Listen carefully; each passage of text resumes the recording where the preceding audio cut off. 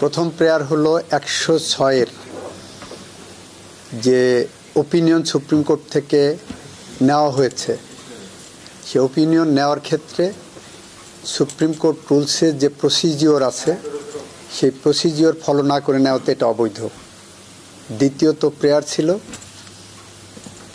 এই গভর্নমেন্টকে revolutionary government declare করে একটা কনস্টিটিউশনাল অর্ডার ইস্যু করা হোক। দুইটা পয়েন্টেই হাইকোর্ট অ্যাড্রেস করেছেন, হাইকোর্ট দেখিয়েছেন এখানে প্রসিজিওরাল কোনো ব্যত্যয় ছিল না। অ্যাপেলেট ডিভিশনে আরেকটি পয়েন্টে হাইকোর্ট ডিভিশন বলেছেন, অ্যাপেলেট ডিভিশনও একই জিনিস আপহেল করলেন, সেটা হলো আইন করা হোক এ ধরনের নির্দেশনা দেওয়ার ক্ষমতা সুপ্রিম কোর্টের নাই। তো এই মামলায় আমরা আর্গুমেন্ট করতে গিয়ে আমরা কয়েকটা জিনিস বলেছি। পিটিশনার মহসিন রশিদ সাহেব উনি জুলাই বিপ্লবের সময়, জুলাই বিপ্লবের আগে ফ্যাসিজমের বিরুদ্ধে খুব ভোকাল ছিলেন। ওনার পিটিশনেও এটা কথা বলেছেন যে কোন প্রেক্ষাপটে জুলাই বিপ্লব হয়েছে এবং কোন প্রেক্ষাপটে রাষ্ট্রপতি ইন্টারিম গভর্নমেন্ট ফর্ম করতে বাধ্য হয়েছেন।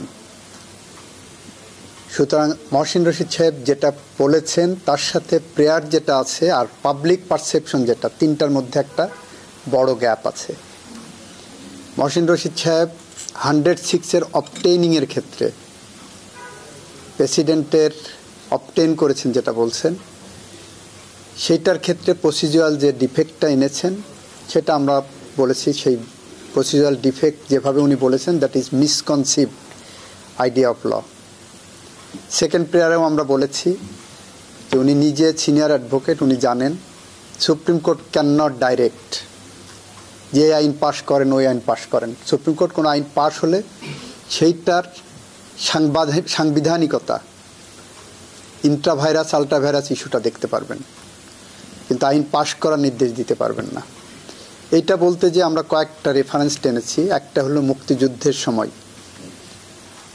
পাকিস্তান কনস্টিটিউশনের আন্ডারে পাকিস্তান পার্লামেন্টের সদস্যদেরকে বিজয়ী রাজনৈতিক শক্তি মুক্তিযোদ্ধারা দায়িত্ব দিয়েছিলেন আমাদের একটি সংবিধান রচনা করার জন্য, এবং বিজয় অর্জনের পরে সেই পার্লামেন্ট মেম্বাররাই একটি সংবিধান আমাদেরকে উপহার দিয়েছিলেন। সুতরাং সোশ্যাল কন্ট্রাক্ট থিওরিতে এবং রেভলিউশনারি থিওরিতে যারা বিজয়ী শক্তি, বিজয় উত্তর পরিবেশে এই দেশ কিভাবে চলবে, এদেশের আইন কিভাবে চলবে, এদেশের নির্বাচন কিভাবে চলবে সেটা নির্ধারণ করেন। সেখানে যে আমরা দেখেছি কনস্টিটিউশনের 72 কনস্টিটিউশনের 4th শিডিউলে আমরা বলেছি যে দেখেন এখানে বলা হচ্ছে ওই যে পার্লামেন্টের সদস্যরা সংবিধান করেছিলেন তাদের ডিজলভ করে দেওয়া হলো। ওইখানে বলা হলো যে আমরা প্রথমবারের মতো পার্লামেন্ট ইলেকশন করতে যাব। ওখানে বলা হলো যে আমরা কিভাবে ভোটার তালিকা তৈরি করব। এই সব কিছুই কিন্তু প্রসপেক্টিভ পরবর্তীতে করব বলে বলা হচ্ছে।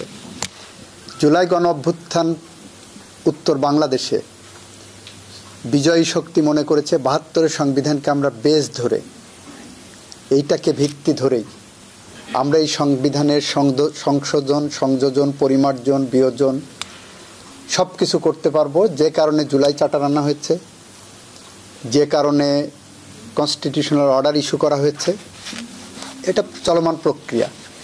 বিজয়ী গণঅভ্যুত্থানে বিজয়ী শক্তি যেভাবে সিদ্ধান্ত নেবেন তারা সেইভাবেই এগিয়ে যাবেন। 106-এর এই প্রশ্নটা সবাই মিলে অ্যাডাপ্ট করেছি। 106 থাকা না থাকার উপরে, রাষ্ট্রপতির ওপিনিয়ন নেওয়া না নেওয়ার উপর একটি রেভলিউশনারি গভর্নমেন্টের বৈধতা অবৈধতা নির্ভর করে না। 106 যদি প্রেসিডেন্ট নাও নিতেন তারপরেও এই সরকার, রেভলিউশনারি সরকার, বিপ্লবোত্তর সরকার, গণ অভ্যুত্থানের সরকার বৈধতার মুখে পড়বে না। যদি সেটা বৈধতার মুখে পড়ে তাহলে মুক্তিযুদ্ধ উত্তর বাংলাদেশ, 90-এর গণঅভ্যুত্থান উত্তর বাংলাদেশ, এই দুটো প্রশ্নের মুখে পড়বে। সেই সরকারগুলো প্রশ্নের মুখে পড়বে, কারণ একটা আরেকটার সাথে রাজনৈতিকভাবে কোরিলেটেড।